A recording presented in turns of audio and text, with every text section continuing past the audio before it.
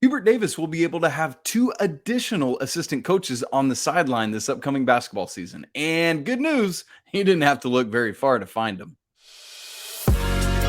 You are Locked On Tar Heels, your daily podcast on the UNC Tar Heels. Part of the Locked On Podcast Network, your team every day.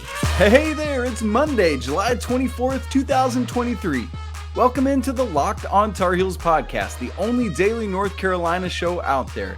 I'm your host, Isaac Shade, and I want to thank you for joining us for your first listen or watch every single day. Coming up on the show today, we're going to talk about the possibility of a GM for Carolina's men's basketball team. That's a thing that's creeping into college basketball right now, so we'll look at that, as well as a couple Tar Heels making the preseason first team All-ACC for PFF. And we'll look at that, who else made it, and some things with that. But first, before we get to all of that, if you watched Friday's show, you'll recall that one of the things we talked about was Coach Davis had done his summer press conference on Thursday. And essentially first public media availability since the end of the season. And so just a wide-ranging conversation, lots of off-season fodder and banter and talk. And so we talked about it some on Friday. We're going to talk more about some content we learned in that press conference today. And we might touch on it a couple other times throughout the week. But it's rare that we get those summer glimpses. And so I want to make sure to pick all the meat off of the bones of that. So where we start first is actually taking us back to January. Back on January 11th, the NCAA D1 Council, so this is part of the group that makes rule recommendations and changes and things like that, amongst a host of other things. What they did was granted multiple sports, not just basketball, the opportunity to have more assistant coaches as in-game coaches beginning July 1st. So when the new fiscal year started, essentially 3 or so weeks ago. This included, again, multiple sports, but also men's and women's college basketball. Here, let me give you some language actually from the release. Quote, the council voted to eliminate the voluntary coach designation across Division I, instead including those coaches within a new limit for countable coaches in each of the applicable sports. And specific to college basketball, they say, quote, the council supported an increase of 2 coaches in men's and women's basketball. And then the last thing I'll read, and then we'll dive into what this means and looks like, etc. And says, quote, these additional coaches may engage in coaching activities, but may not recruit off campus, end quote. And so let me actually take those in reverse order. So, there have been these coaches that have been at the more voluntary level, but getting coaching experience, et cetera, like that. And so now they're able to, as that last quote says, engage in coaching activities, but may not recruit off campus. And off campus is the pivotal phrase there, because it's not that they can't recruit. It's just that they can't do it off campus. So they can't go on recruiting visits. They can't go, for the purpose of watching recruits play, things like that. Any recruiting they do, and they can recruit, just has to be on campus. And that's all part of the language of the recruiting game and visits and stuff like that. Like when there's certain timelines when students can visit on campus, when they can, be visits during tournaments and things like that. So that's why the specificity of they can engage in coaching activities, but may not recruit off campus. Now, secondly, the support in increase of 2 additional coaches is this. Many of you are probably aware, but maybe you're not, that college basketball has had 4 coaches, so a head coach and 3 assistants. This means that we now go to a head coach and 5 assistants of, various responsibilities, whatever a coaching staff wants to do. So this was one of the things that Coach Davis touched on at the press conference on Thursday. So currently, or at least last year, the coaching staff was Coach Hubert Davis, along with Jeff Lebo, Frederick, and Sean Maye. Obviously, again, all Carolina guys. That's always been the thing. Now, the 2 additional coaches, Coach Hubert Davis said with certainty will be Pat Sullivan and Marcus Paige. Love this. It's easy. You don't have to go looking. They are already guys that Pat Sullivan has been back on staff at Carolina since Hubert Davis came back. So this will be Pat's third year, same as Coach Davis. And so Pat has been on staff as the director of recruiting for Carolina, and has essentially been in the NBA as an assistant at multiple stops and a couple other hats since the 04-05 season. And so has been out doing it for a while, and brings with him, just a ton of knowledge and what NBA's guys, what the NBA personnel are looking for, all of that. And so to have already had Pat around and then just be able to give him that designation. I mean, he's already on the bench, but now he can actually engage in that coaching during the games. And then obviously Marcus Paige is the other one. We've known that he was going to be on staff taking over for Jackie Manuel, who is now an assistant at American University. And it seemed like, the plan was for Marcus to slip into Jackie's role. But obviously now the great news is that because of the approving of this recommendation by the D1 Council, then Marcus can be an on-court coach during games too. And man, to have multiple guards on this coaching staff is great. You love to see that. Now, we do need to say though that from what does this practically look like for Carolina? Coach Davis talked a little bit about that, and he said structure of games and practice games will all be the same. Won't change anything of that. And he said, quote, "I like limited noise," end quote, meaning he wants, Coach Davis does, anything funneling, like his voice to be the voice. I want, even though there's more people on the floor, there just has to be one voice. And he's not saying that to be a dictator or whatever. It's just so that it's like when this voice tells you, you hear it, right? You know the voice and you're listening for it, and you know that that's the only thing you're trying to get. So Coach Davis continues, same as he's done with his assistants and what he said all along, to have in market people, Carolina guys. And that is the case now, even with this 6. And so for Coach Sullivan, man, it's great because he had been around Carolina in various roles after graduating and before going off to NBA stuff, and has, spent a decade and a half at the NBA level. And so he will continue, I would imagine, in that director of recruiting role, as well as any other on-court assistant things. With Marcus, man, it's just like you think about what somebody like Marcus will be able to do in game for Elliot, Cadeau, right? Like there was already going to be all the stuff he could do, but to be able to settle him down or give him pointers and vision and things like that in games, man. And not just Elliot, but I just think in particular of him because he is going to be a freshman, handed the keys to this team. We've talked about that before, as Marcus was after Kendall Marshall unexpectedly left after his sophomore year. And so the two can commiserate like that. So Coach Davis said at the press conference about Marcus's role and fit, why wouldn't you want to have a guy like that around every day? And it's kind of cool how that all came together. That when you remember Marcus was back in town some last year during basketball season, and he told Coach that when he retired from basketball, he'd like to get into coaching. And Coach Davis said, "Hey, when you are serious about retiring and serious about that, come find me and let's talk about it." And so that's exactly what Marcus did.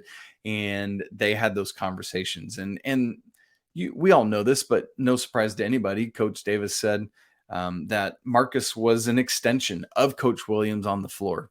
And so it's not any sort of stretch to see him in this new coaching role, because he in many ways did it as a player already. And so there's a very natural progression. So I'm super excited to see what Marcus and Sully will bring to this coaching staff and how it will benefit what the Tar Heels are doing. Now, while Coach Davis said he is hiring those guys, There is one role that a couple teams around the country and even on his own campus have started to employ that he doesn't want to quite yet, but he's open to it. I want to tell you more about what that is in just a second. But first, this episode of Locked On Tar Heels is brought to you by eBay. For a championship team, it's all about making sure that every player is a perfect fit. And it's the same when it comes to your vehicle and the parts that you need to put in it. They have to fit just right. So the next time you need parts and accessories, let me suggest that you head to eBay Motors. They have eBay guaranteed fit. And with that, you can be sure that every part fits right the first time around. Just add your ride to My Garage and look for the green check to know that the part will fit, or your money comes back to you. Because just like in sports, confidence is the name of the game when it comes to your vehicle and when you shop on eBay Motors. Plus, with over 122 million parts to choose from, you'll be back in the game in no time. After all, it's easy to bring home a win when the right parts are guaranteed. So get the right parts, the right fit, and all of that at the right price on ebaymotors.com. Let's ride. eBay guaranteed fit, available only to U.S. customers, eligible items only, exclusions apply. Hey, you everydayers, thanks so much for being with us. Always great to have you back, especially after the weekend and we enter into a new week together. For those of you that are tuning in for the first time, we're so glad that you are here. Would love for you to come be part of our show all the time. If you would like to submit a listener or viewer question, you can do that now in a new and cool way where you submit a video. Just shoot a video on your phone, give it 15 or less seconds. We just want to know your name, where you're from, and your question. Send it in to lockedontarheels@gmail.com, and you might see it pop up on an episode coming up soon. Or you might hear it if you're someone who listens. In fact, in about 2 weeks or so from now, we're going to have 3 weeks. We're going to have a mailbag episode. So I want to make sure I've started seeing a couple more roll in over the weekend. So we're gathering all sorts of good stuff there. And of course, you can always just submit a text question as well. Okay. We've talked about these new coaching roles, who's going to fulfill them. Again, so excited for that with what Pat and Marcus are going to bring. You know, obviously, Pat's already been bringing some great stuff, and now just we'll be able to do it in a new way. And Marcus, man, I think he's just going to knock it out of the park. But the role that many programs, I say many, that some at least programs around the nation are starting to add is a general manager role. And it makes sense because let me unpack why it does. As we have now NIL, and because of that, a lot of players are getting agents. As we have the one-time transfer portal where players can move one time without having to sit out without penalty, and then they're kind of locked in unless they want to transfer again and sit out a year. And because the transfer portal is something now, thankfully now it's going to be shrunk. You know, it's already down at 60 days, and it sounds like it's going to go down even further to 30. But still, because of how insane roster management is for these college coaches, head coaches, on top of everything else they're trying to do, having someone to help manage that roster who you can trust and work alongside with to help develop and grow that and do everything you need to is a massive win for head coaches and probably programs too. And so for Coach Davis, he said at the press conference, quote, "I'm not there," quote, not meaning like I'm out, I'm old school, I don't want to do that. It just meant because he came back around to it and he said, "It's something I'm talking about and considering, but just again, I'm not there yet. Don't feel like I need it." And he said just right after that, quote, "There's a number of responsibilities that I have. And then you add on transfer portal. They all have agents, NIL. That's a lot." And said that essentially he's considering it in case it could help him be a better head basketball coach. Because I don't know about you, for me, I want him focusing on personnel to develop the relationships that he needs and all that. But I want him to be able to focus on coaching basketball, to do that part of it. And yes, there are things that you have to do that just come with the job. But if he's not having to worry as much about roster construction and all that because somebody else, that's their job. I love it. And I'm all in on that. As this sport becomes more, frankly, professionalized, it makes more sense to make this look like an NBA type coaching staff where you have a general manager and all that to help figure all this out, because it's always changing. I legitimately wouldn't be surprised if we had something like a student athletes union at some point, or at least like men's basketball student athletes union or whatever it is. Wouldn't be surprised if at some point a CBA develops, a collective bargaining agreement, any of these kind of things. And for all of that, you need someone like this. And so no programs like Villanova has done it. Duke has done it. And in Coach Davis's own neighborhood, Coach Courtney Banghart has hired a general manager herself. This happened pretty recently, late June, essentially a month ago. Coach Banghart promoted from within, similar to what Coach Davis has done with Pat Sullivan, Liz Roberts. So she goes from director of recruiting management and student athlete engagement to general manager / special assistant to the head coach, which honestly, if I'm Liz, that's a huge win just because my job title is shorter now. But in all seriousness, I love it. And you got to imagine that Coach Banghart and Coach Davis are going to stay in close contact about this to discuss pros and cons and how it's going, how she thinks she will improve on it and grow from it. And that can help inform Coach Davis of when it makes sense to enter into this same kind of thing. And I love this kind of approach. It's what I do with technology. I'm never buying new technology the day it drops. I'm going to let Coach Banghart go buy it, work out all the kinks, let me know what she would do different, and then I'll go buy iPhone 15 or whatever it would be, right? And so in some ways, that's fine for Coach Davis to do that. Although at the same time, while I'll let other people beta test with technology, maybe in the landscape of sports, maybe there's something to be said for being on the cutting edge of advancement in roles like this. Sometimes it is the team or the offensive coordinator or the new scheme in basketball, whatever, the new style of playing or roster layout or 5 men on the floor, the 4 around 1 kind of idea. A lot of times it's the teams that go out and advance and pave the way and trailblaze that eventually becomes the norm. And so maybe in this kind of scenario, you do kind of want to be out in front of it. So really I'm super curious to see what Coach Davis does with this. I don't think it's going to become too long before a GM is in fact the norm. 5 years or so, I think we're going to start seeing it become rampant. And so hopefully NIL will get a little bit more regulated by then. I think that will help with it. And it sounds like it's kind of moving to some judicial levels to help with that. So, it's funny. It's not too terribly often we think about the makeup of a coaching staff, but here we are, both of the first 2 segments today, because I think it's an important thing to discuss, because it's going to eventually shape rosters and who's talking to them and meeting with them and helping put your team together. And so we got to know what's going on. And then for me, I think that when Coach Hubert Davis does eventually employ this role, it makes a ton of sense for it to be Pat Sullivan to me, because you think about, he's already the director of recruiting. And so already kind of working with figuring out what are we trying to do with the roster? What does it look like? All of that kind of stuff. And so it just seems like a natural shift to promote from within. And hey, that's exactly what the women's team did, right?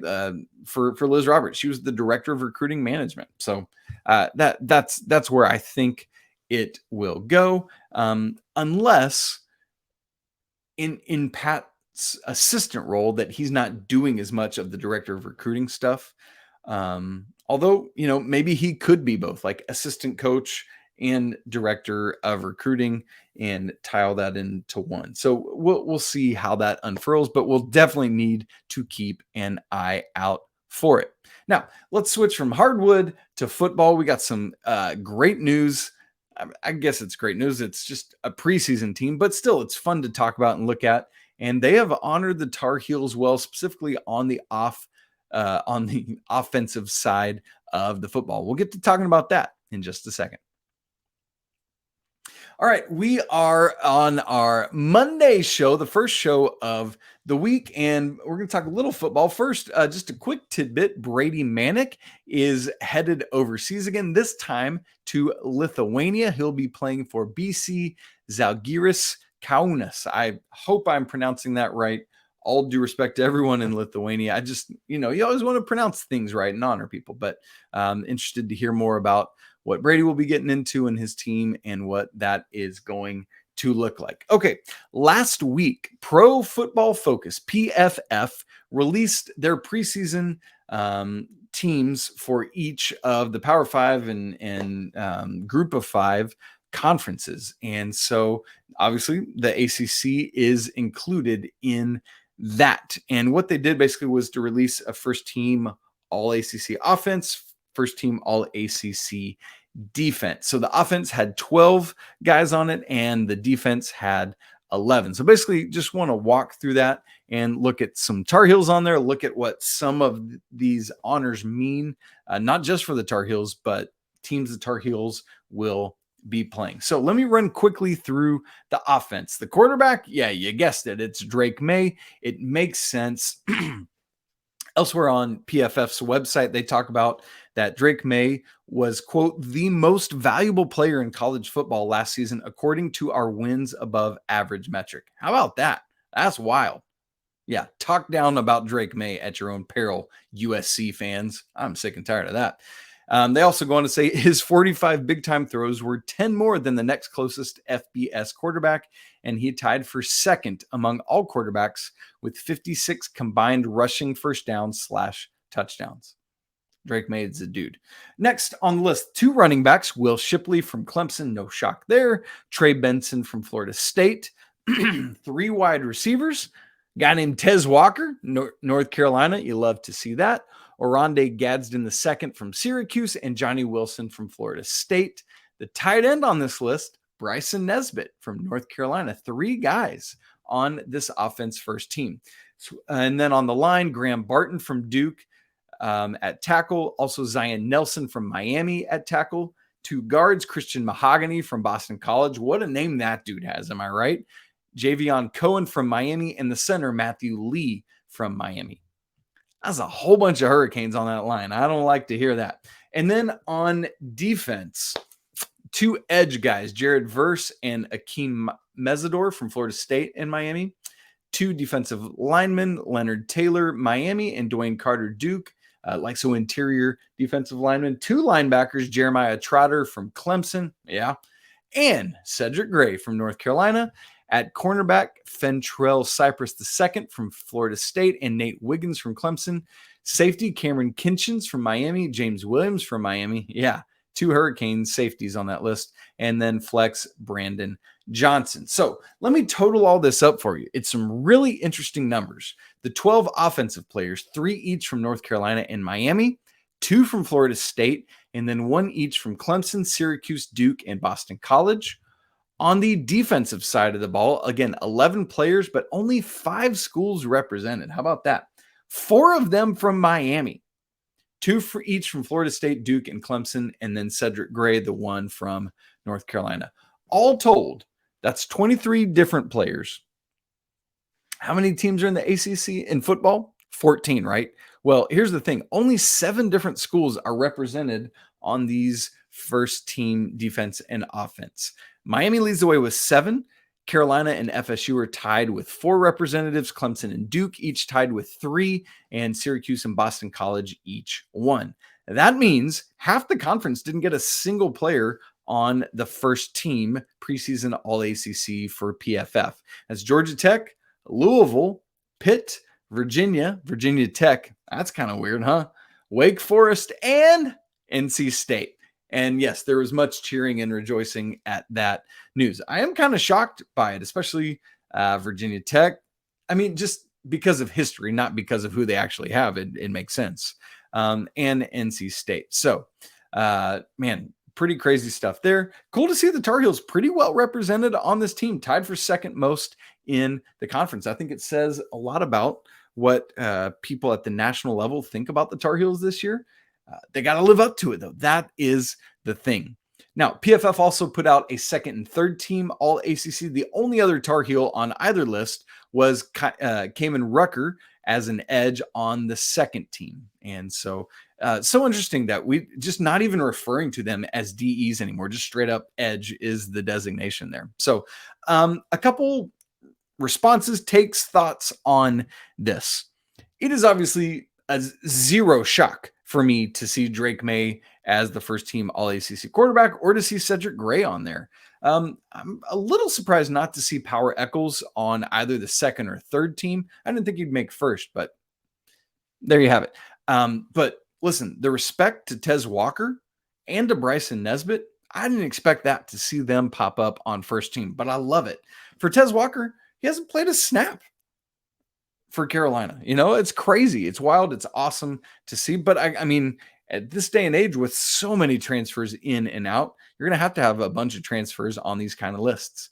Now with Bryson Nesbit, obviously there have been flashes, but because of like this three-headed monster of he and Kamari Morales and John Copenhaver, just hasn't had that opportunity to just shine at a massive level. And so for me, I wouldn't say he's produced enough yet to warrant first team inclusion, but the potential and his skill set are enough to warrant it. So on that aspect, I get it. And I think there's a lot of expectation around the country that he's going to pop this year. And I think that would just take the offense to the next level if that is true. So my question is, end of the day, who else can Carolina get on this list? Like in the postseason side of it, who's going to pop? Who's going to step up and be a guy that you just don't expect? Can Kaimon Rucker, for example, do enough at the edge to move up from second team expectation to first? Will somebody out of the group of running backs step up and just be an absolute dude? I'm not saying you got to be Javonte Williams or Michael Carter, but just somebody take the reins and run with it. Stay healthy. Will a lineman on either side of the ball do enough to warrant inclusion on this list? And maybe somebody from the secondary can really own it and take charge this year and help Carolina find some consistency back behind the linebackers. A couple other things I note, man, Miami's O-line is going to be some trouble this year for teams. And for Carolina's D-line, if they can't get more push than they did last year, they're going to have a long day against the Hurricanes. And heck, even Miami's secondary is clearly highly respected. It's really weird to see only one Clemson player on offense and just three total. They have two players on the defensive side.